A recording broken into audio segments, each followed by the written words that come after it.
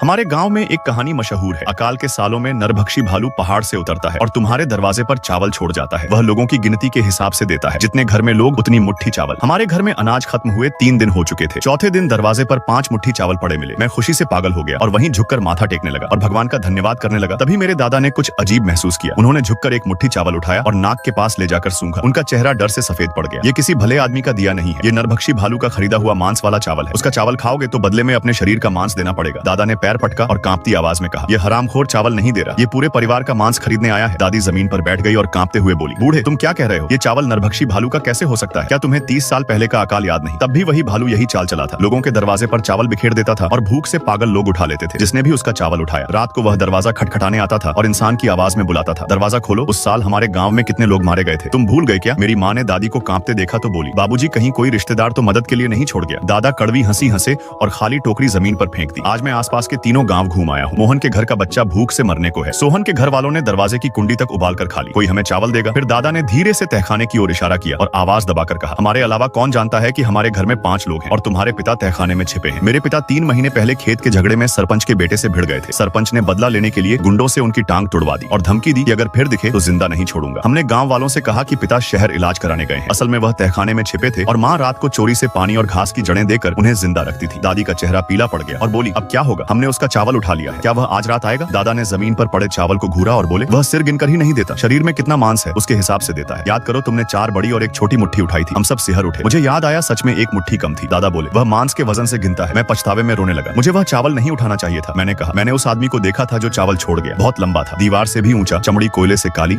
और शरीर मोटा, चलता तो कमर मटकती थी। दादी जमीन पर गिर पड़ी और बोली, यही तो नरभक्षी भालू है, वह लौट आया है। दादा बोले, मैं रामू और कालू के घर जाकर पूछता हूँ, उनके दरवाजे पर भी चावल है या नहीं। उन्होंने दरांती माँ को दी और कहा, मैं लौटूं तो पहले 3 बार दरवाजा खटखटाऊंगा, फिर 3 बार खांसूंगा। एक भी आवाज कम हुई तो मत खोलना। वह भालू इंसान की आवाज की नकल करता है। दादा दरवाजा खोलकर बाहर गए तो